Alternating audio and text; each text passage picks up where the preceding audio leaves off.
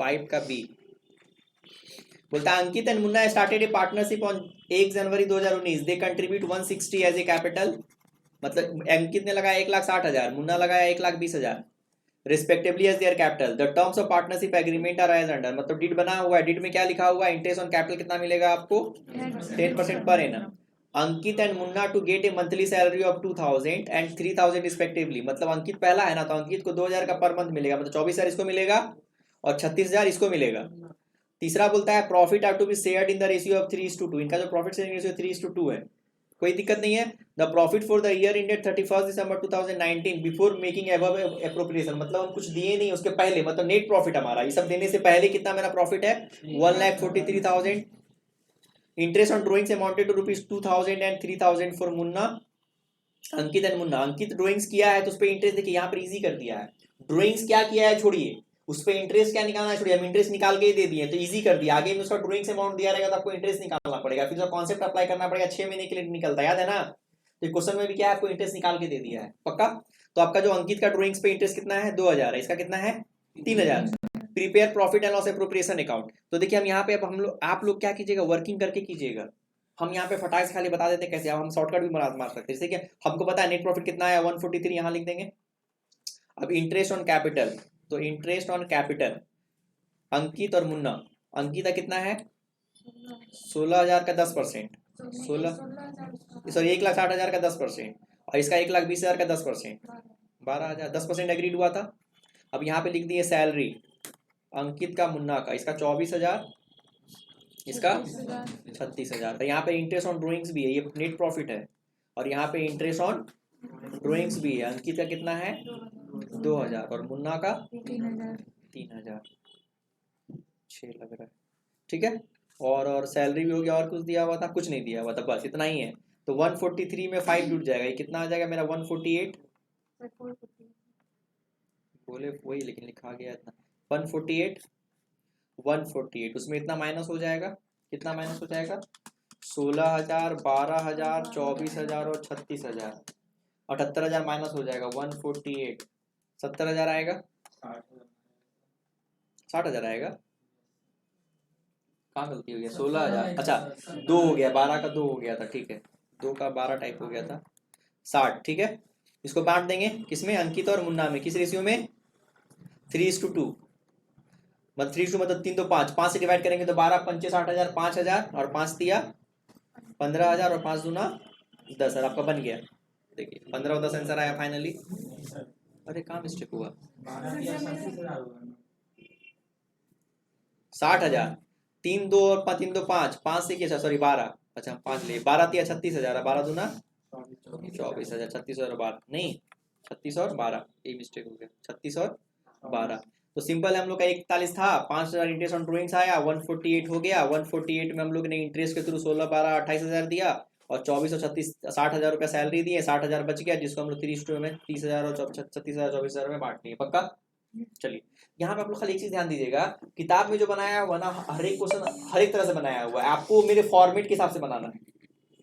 मतलब first step में क्या करना है, आपको वर्किंग इस तरह से करना है जैसे पहले क्वेश्चन में सिखाए थे। पहला क्वेश्चन पढ़ेंगे ऐसा वर्किंग कीजिएगा।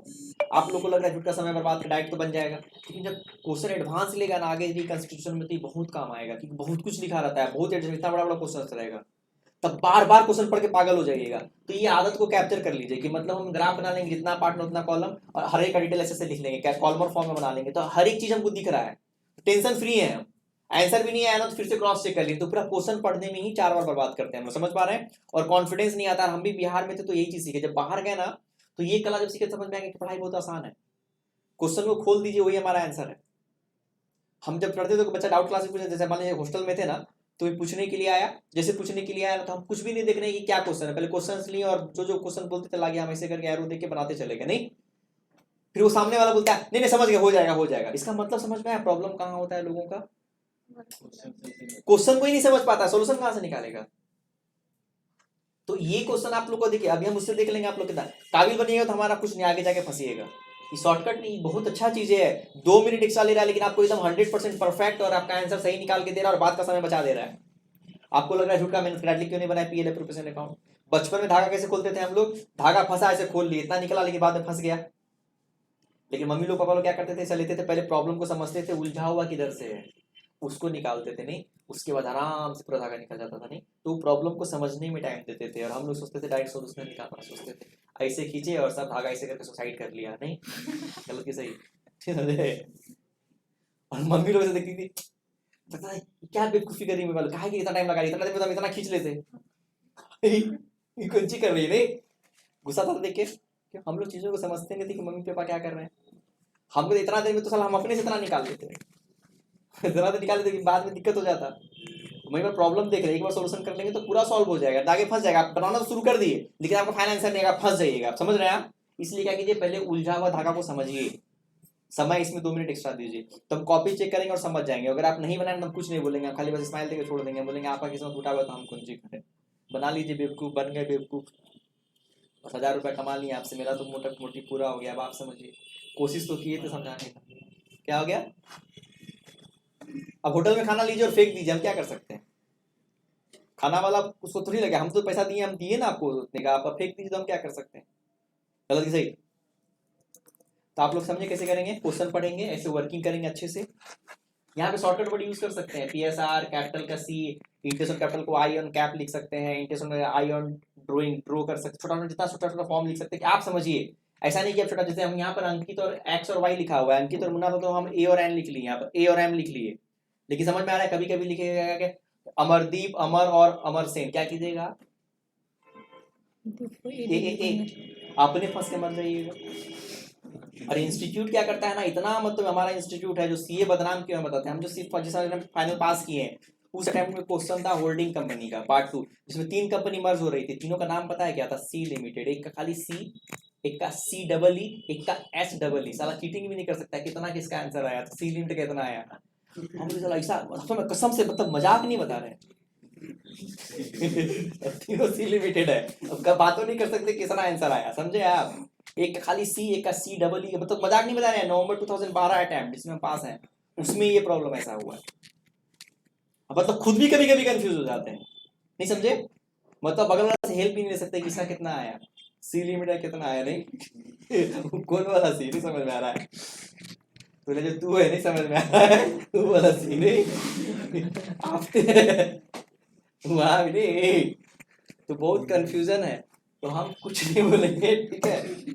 आप वर्किंग कीजिए तो ठीक है, नहीं कीजिएगा नहीं कीजिए, मतलब नहीं है।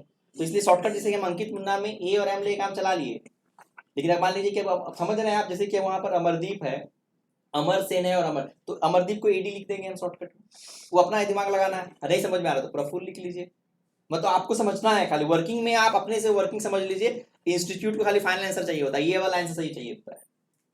तो देख रहे कहीं पर बाहर वर्किंग करता है, कहीं पर अंदर वर्किंग करता है, तो आप एक तरीका बनाइए कि नहीं हम वर्किंग पहले करेंगे, वहीं पर वर्किंग कर लेंगे, और हम एक फाइनल फॉर्मेट बनाएंगे, उसमें कोई वर्किंग नहीं करेंगे, हो गया, मेरा आंसर सही है, वर्किंग तो किए हैं हम, पक्का?